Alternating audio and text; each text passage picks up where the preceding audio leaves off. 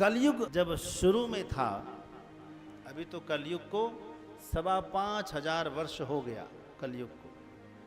वैसे कलयुग की आयु 4,32,000 वर्ष है। कितना है? तो अभी तो कुछ भी नहीं हुआ है, अभी घोर कलयुग बाकी। कलयुग शुरू में बड़ा प्रचंड था। हाँ, शुरू में बड़ा घोर था, बड़ा प्रतापी था। क्यों?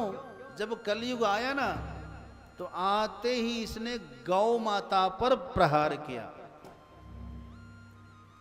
नंदी को पीट रहा था। यही देखकर तो परीक्षित आग बबूला हो गया। परीक्षित ने कलयुग को मारने के लिए तलवार निकाल लिया, जान से मार दूंगा। कौन हो तुम? तो परीक्षित ने कहा कि उसने कलयुग ने कहा, मैं इस युग का राजा हूं। भगवान के जाते ही द्वापर समाप्त हो गया। मैं ब्रह्मा जी का पुत्र हूं। तुम इतना अत्याचार करते हो का मेरा यही स्वरूप है, मेरा यही स्वभाव ही है। अभी तो कुछ भी नहीं है, अभी घर घर में ये सब होने वाला है। हाँ, दंपति नाम च कलकनम, पति पत्नी रोज लड़ेंगे, घर में रोज लड़ेंगे। माता पिता अपने बच्चों को बेचना शुरू कर देंगे। कहीं शांति नहीं रहेगी। सब चरित्रहीन रहेंगे, दूषित रहेंगे। कोई पवित्र नहीं रहेगा, धर्म नहीं रहेगा, पूजा पाठ नहीं रहेगा, गंगा नदी नहीं रहेगी, जमुना नदी नहीं रहेगी, सरस्वती नदी नहीं रहेगी। कुछ नदियां तो वैसे भी सूख चली है। तो परीक्षित ने कहा कि नहीं, जब तक मैं जिंदा हूं तब तक कलयुग नहीं आने दूंगा, तब तक तुम्हारा राज्य नहीं होगा जब तक मेरा राज है। तो कलयुग ने कहा कि ठीक है, जब तक आप जिंदा रहेंगे तब तक मैं आपकी प्रतीक्षा कर लूंगा, आपके जाने की गिनती करूंगा। आप चले जाएंगे तो मैं अपना राज्य करूंगा। ठीक है, तो महाराज मैं कहीं रहूं ऐसी कोई जगह बता दो। कोई जगह तो चाहिए ना रहने के लिए।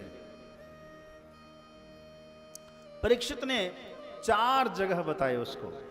ध्यान से सुनना, 4 जगह। कौन कौन? द्यूतम पानम स्त्रियः सूना यत्रा धर्मश्चतुर्विधः।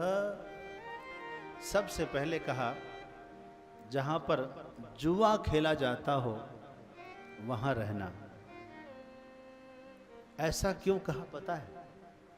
क्योंकि परीक्षित को पता चला कि इस जुए की वजह से मेरे परिवार में कितना बड़ा भीषण संग्राम हुआ। खून की नदियां बहाई गई। बड़े बड़े महापुरुष जो दोबारा नहीं होंगे, ऐसे पितामह भीष्म, द्रोणाचार्य, कृपाचार्य, कर्ण, ऐसे धुरंधर महापुरुष फिर धरती पर बार बार आते हैं क्या? इन सब की हिंसा हो गई। किसकी वजह से? जुए की वजह से। इस जुए की वजह से मेरी दादी द्रौपदी का चीरहरण हुआ भरी सभा में। मेरी दादी और मेरे सभी दादाओं को 12 वर्ष तक वन में भटकना पड़ा। 1 वर्ष तक तो अज्ञातवास में क्या क्या नहीं करना पड़ा। द्रौपदी दासी बन गई, भीम जो है रसोइया बन गया, आपको पता है, विराट राजा के यहाँ। और धर्मराज युधिष्ठिर कंक बन गए। और ये सब नकुल और सहदेव तो क्या करते थे? घोड़ों को खिलाते, सानी पानी करते थे, घुमा अस्तबल करते थे। अर्जुन तो बृहन्नला बन करके नृत्य करते, इस तरह से दुख सहना पड़ा। बार बार अज्ञातवास में कितना कष्ट हुआ, अपमानित हुआ। विराट ने थप्पड़ मार दिया था युधिष्ठिर महाराज को, और कीचक द्रौपदी का अपहरण करना चाहता था। ये सब दुर्दांत कांड हुआ जुए की वजह से। किससे हुआ? इसीलिए जब परीक्षित राजा बने तो सबसे पहले जुओं पर बैन लगाया। उसने कहा कि ना, हमारे राज्य में जुआ नहीं चलेगा, जो जुआ खेलेगा उसको मृत्यु दंड दिया जाएगा। जुआ बैन हो गया पूरी तरह से। दूसरा, शराब, शराब पर बंदी किया। क्यों? पता लगा कि शराब की वजह से हमारे वंश में आए भगवान श्री कृष्ण के 56 करोड़ यदुवंशी का संहार हो गया। किसकी वजह से? शराब की वजह से। इसलिए शराब पर पूर्ण प्रतिबंध किया, जुए पर पूर्ण प्रतिबंध किया। स्त्रियों का अपमान यदि कोई करेगा तो उसको तुरंत कारागृह में आजीवन कारावास। स्त्रियों का कोई अपमान नहीं करता था। सूना, हत्या, हत्या करे तो मर्डर के बदले मर्डर। कठोर कानून बना करके ये चारों अपराधों को बंद कर दिया था। जब कलयुग ने कहा कि मुझे रहने के लिए जगह दे दो, तो परीक्षित ने देखा कि ये 4 जगह देते हैं इसको, कहीं होगा तो खोज लेगा खुद ही। वैसे तो हमने बैन कर दिया है, कहीं छुप के कोई शराब पीता हो, कोई जुआ खेलता हो, वहां कलयुग जाए। यानी जहां लोग शराब पीते हैं, जिस घर में जुआ खेला जाता है, उस घर में कलयुग का वास होता है। जिस घर में नारियां रोती है, रोज अपमानित होती है, उस घर में कलयुग का वास होता है। जिस घर में जीव हिंसा होती है, उस घर में भी कलयुग का वास होता है। लेकिन परीक्षित के राज्य में तो ऐसा था ही नहीं। तो कलयुग ने कहा कि यदि नहीं देना है कोई स्थान तो मना कर देते। इस तरह से मुझे आपने घुमा दिया। इसका मतलब तो कि मैं ना रहूं, कोई जगह ही नहीं है आपके यहाँ, और कोई जगह दे दीजिए। कहा तुम अपने मन से मांग लो। तो कलयुग ने कहा कि मुझे स्वर्ण में निवास दे दीजिए। कहा ठीक है, तथास्तु। सोने में कलयुग का वास हो गया।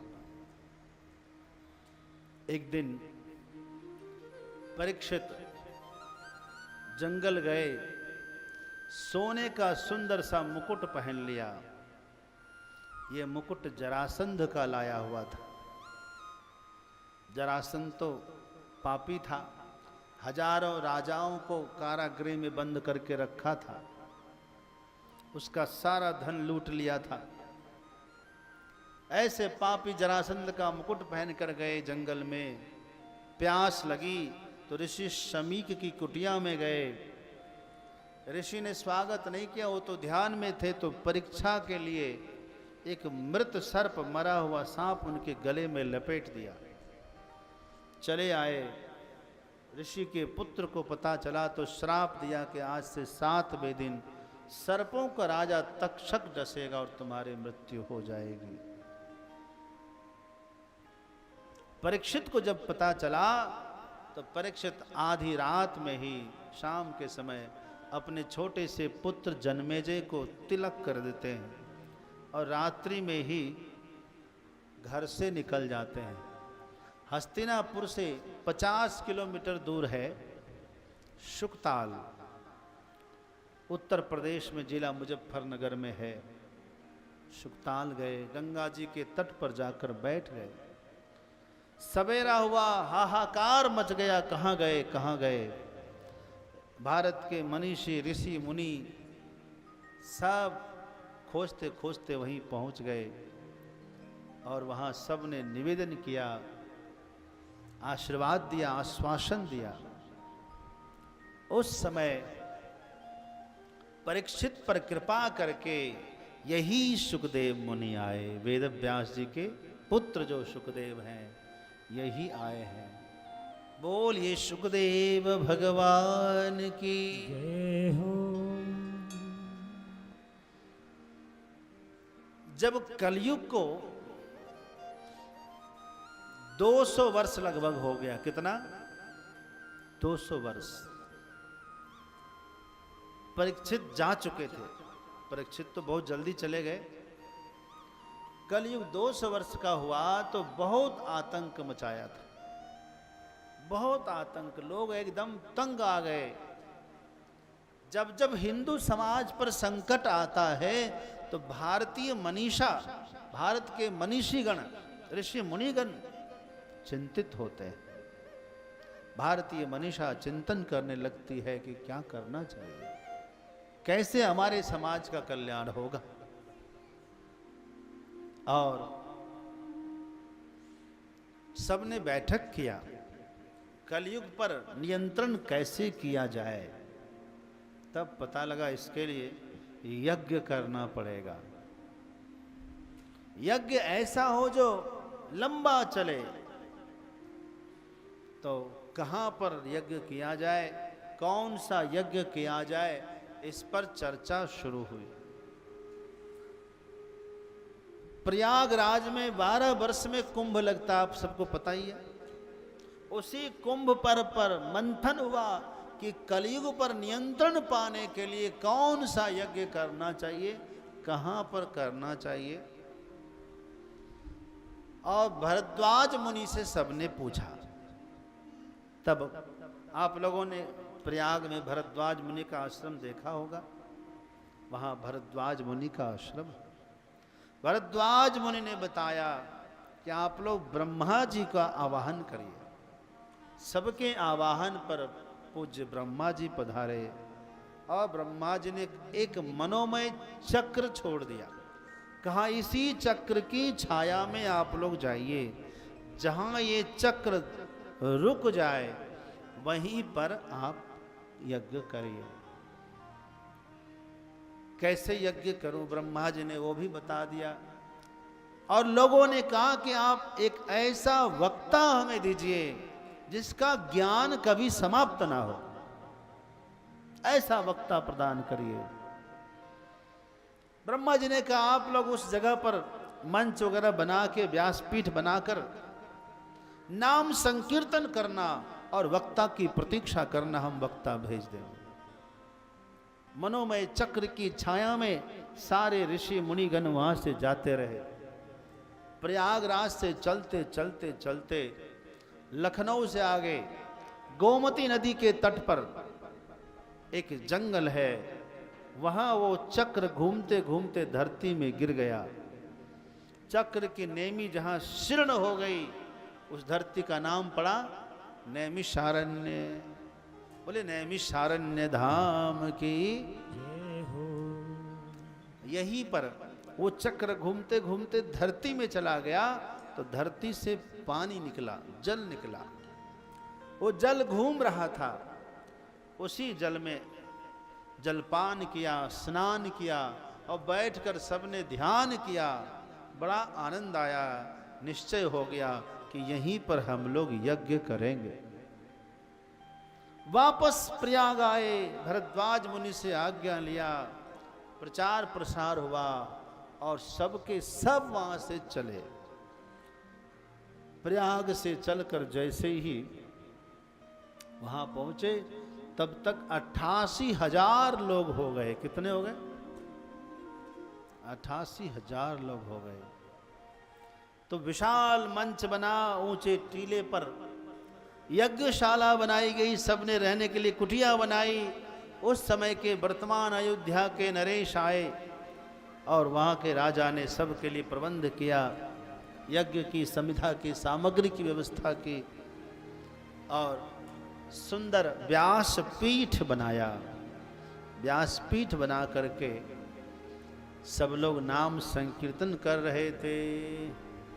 गोविंद बोलो, हरि गोपाल बोलो, गोविंद गोविंद बोलो हरि गोपाल बोलो गोविंद बोलो हरि गोपाल बोलो गोविंद बोलो हरि गोपाल बोलो